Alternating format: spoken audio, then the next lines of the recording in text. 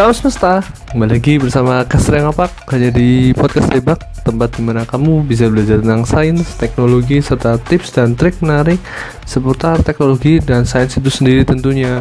Nah, perlu kita sadari bahwa tanggal 10 kemarin merupakan salah satu hari yang bisa dibilang termasuk dalam kategori sains, terutama science of self, ya, alias hari kesehatan mental sedunia. Ketika rekaman podcast ini dibuat, ya saya sebagai caster tuh melihat ya bagaimana berbagai macam akun, terutama akun-akun, kalau teman-teman tahu Twitter HRD Bacot, itu sedang membahas sebuah hal yang berkaitan dengan libur atau upaya sebuah kantor dalam memberikan ya seperti toleransi, mungkin ya toleransi apa sekitarnya boleh lah untuk mengambil waktu untuk berlibur atau berbagai hal semacamnya. Tapi di sisi lain yang akan saya bahas itu adalah tentang mental health. Itu kan juga termasuk, tapi yang akan dikupas lebih dalam itu tentang, mungkin teman-teman sudah tahu, yaitu 10 gangguan kepribadian yang paling sering terjadi,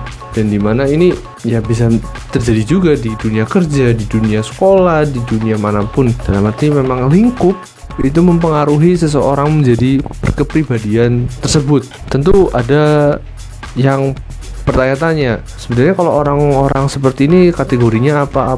Nah, ini akan kita bedah nih, ada 10 hal, dan ini based on postingan yang kemarin sempat ramai dari Beritagar ya, yang saya kutip nih. Ada 10 gangguan kepribadian yang akan saya bahas one by one. Semoga sih bisa membantu teman-teman dalam mengerti lebih seseorang.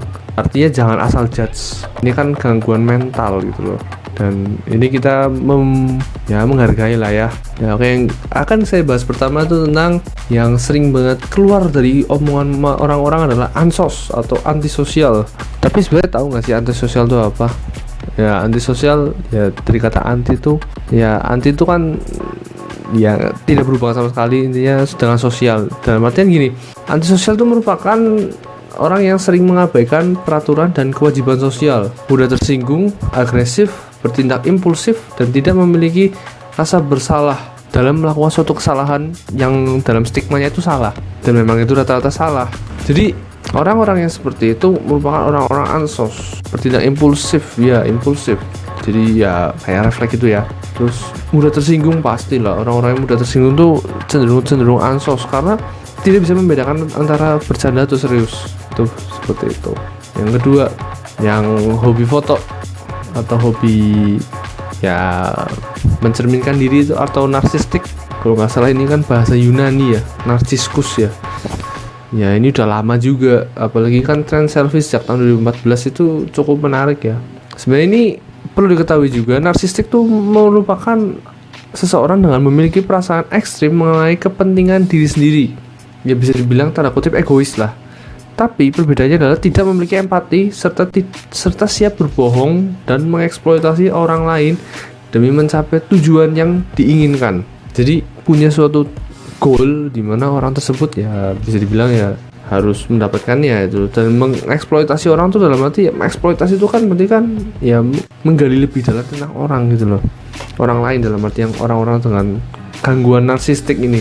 Jadi ada perbedaan ya dari yang ansos, narsistik ya, bisa dipahami tentunya. Kemudian orang-orang yang suka menghindar atau bahasa gejala gangguannya itu dikatakan adalah avoid aja, menghindar kan.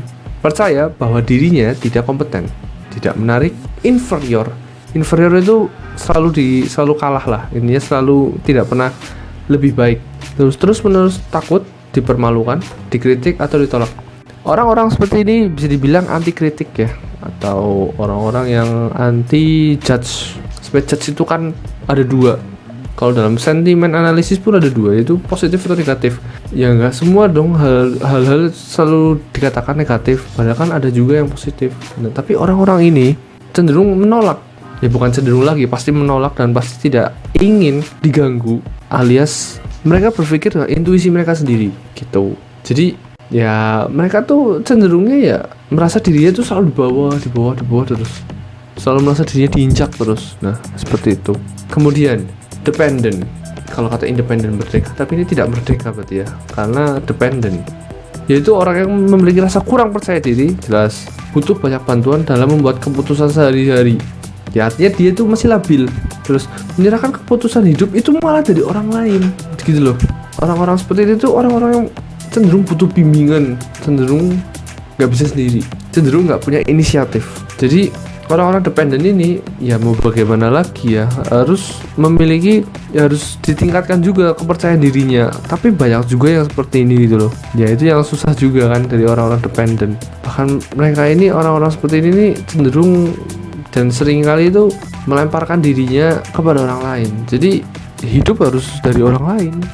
Nah seperti itu. Itu sudah 5 ya. Kita udah 4 nih. Kemudian paranoid, namanya menarik nih. Tapi paranoid itu orang-orang yang ya kalau ini sih sudah cukup umum ya. Yaitu orang-orang yang selalu curigaan, nggak percaya orang lain. Terus bahkan ini kalau sampai parah ya, paranoid itu orang-orang yang nggak percaya bahkan sampai teman terdekat atau sahabat, orang tua sendiri atau keluarga. Dan bahkan kalau yang sudah punya suami atau istri pun tetap akan mengalaminya. Tapi hebatnya ada beberapa kasus memang orang-orang yang paranoid itu bisa punya pasangan. Logikanya kan sulit. Buat itulah kejadiannya. Kadang hal-hal seperti ini kan nggak kelihatan, harus lebih dalam lagi. Seperti itu. Ada paranoid, kemudian yang keenam ada skizoid, yaitu orang-orang yang suka menyendiri, tapi dalam takaran yang lebih besar. Kalau hanya suka menyendiri untuk sesekali itu kan ya bisa dibilang apa sih, orang-orang bilang introvert ya. Nah kalau ini tak ingin berhubungan sosial, bahkan hubungan seksual, tak peduli pada orang lain dan tidak memiliki respon emosional. Ini kalau teman-teman pernah lihat dalam anime, serial anime atau film-film yang orang-orang yang nggak punya perasaan atau apa, lah ini kategorinya skizoid. Itu termasuk gangguan mental. Yang ketujuh, kita akan melanjutkan pada histrionic. Sebenarnya ini saya juga baru tahu nih. Histrionic apa itu? Yaitu tak memiliki rasa harga diri, sering menarik perhatian atau cari perhatian atau caper, dan mendramatisir suatu hal supaya agar dilihat orang lain. Ini bukan saya sebagai caster menjudge, tapi biasanya orang-orang seperti itu ya cenderung bisa jadi selebgram malah. Orang-orang yang ya inginnya menjadi trend center lah, itu di sini nih, histrionic. Kemudian yang cukup menarik itu poin ke-8 tuh anankastik, yaitu ini sebenarnya ada gangguan yang banyak orang juga terkena. Ini anankastik itu orang yang selalu urut beraturan, terus terlalu teliti. Ada sebenarnya ini gangguannya itu sebenarnya ada nama lainnya, tapi yang paling jelas itu intinya orangnya kategorinya itu terlalu perfeksionis. Ya kalau nggak sesuai itu ya dia nggak akan mau gitu loh. Ya itu ada, itu namanya anankastik secara bahasa Indonesianya. Yang ke-8. Kemudian yang ke-9 itu skizotipal, atau orang-orang dengan gangguan kepribadian seperti ya takut interaksi sosial dan menganggap orang-orang itu berbahaya. Ya ini negatif thinkingnya tinggi banget dalam artian untuk berhubungan ya atau berkomunikasi. Jadi orang-orang ini akan terus merasa tertekan, akan merasa ditindas ketika berbicara, padahal kan ya nggak ada hubungannya gitu loh ya. Tapi ada sih orang-orang seperti itu, biasanya nggak percaya sama orang juga, hampir mirip dengan yang sebelumnya. Oke, yang terakhir namanya cukup unik nih, yaitu ambang atau borderline. Saya pun juga awalnya membaca ini juga bingung, tapi saya akan jelaskan seperti ini. Ambang atau borderline itu juga sama bisa dibilang seperti labil ya, yaitu emosinya terus mudah marah, impulsif, mengalami perasaan hampa, suka menyakiti diri sendiri, dan berisiko tinggi bunuh diri. Ini orang-orang yang biasanya itu depresi. Banyak kasus orang-orang depresi yang mengalami gangguan, ditambah lagi gangguan bernama ambang ini. Kata ambang sendiri itu kan diantara, ya kan, orang-orang depresi itu kan diantara ingin lepas atau ingin justru tambah terjerumus. Nah analogi tersebutlah dimana ambang itu sering terjadi. So, teman-teman yang mendengarkan podcast ini, semoga ini membantu. Ada 10 gangguan kepribadian yang berbahaya. Dan sebagai orang-orang masyarakat majemuk dan masyarakat umumnya, jauhilah hal-hal seperti ini. Karena saya pribadi pun selalu menanamkan pada diri saya, jangan terlalu malu. Yang penting katakan hal-hal yang benar gitu loh. Anda harus bisa ngomong gitu loh, dan nggak usah terlalu berharap lebih gitu loh. Ya ini kan sebagai based on work ya, ini kan kita berbicara sebagai worker. Ya worker itu ya harus hati-hati agar selalu bisa menjaga diri.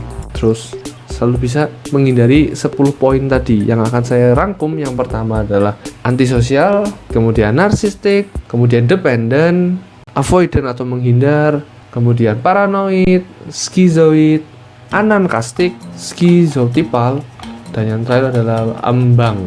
Jadi janganlah itu sampai di dalam diri ya, gitu loh. Histrionik juga itu jangan sampai ya. Ada 10 tadi dan diingat betul-betul. Dan jikalau ada teman Anda yang merasa seperti itu, salah satunya ya dibimbing, dibantu agar tidak sampai terjerumus. Karena namanya gangguan mental atau kepribadian hingga kepribadian itu dampaknya besar, bahkan bisa sampai permanen hingga orang tersebut sudah tidak ada di dunia lagi. Itulah mengapa psikolog selalu ya mendorong agar berbagai macam hal tentang gangguan kepribadian itu jangan sampai terkena, walaupun memang sulit sekali dihindari. Oke, terima kasih sudah menonton podcast ini dan selalu jaga diri Anda agar selalu positif mental attitude, karena dengan begitu Anda bisa jauh lebih menikmati hari sesuai yang Anda inginkan. Thank you sudah mendengarkan, semoga sehat selalu dan sayangilah orang di rumah. Bye bye.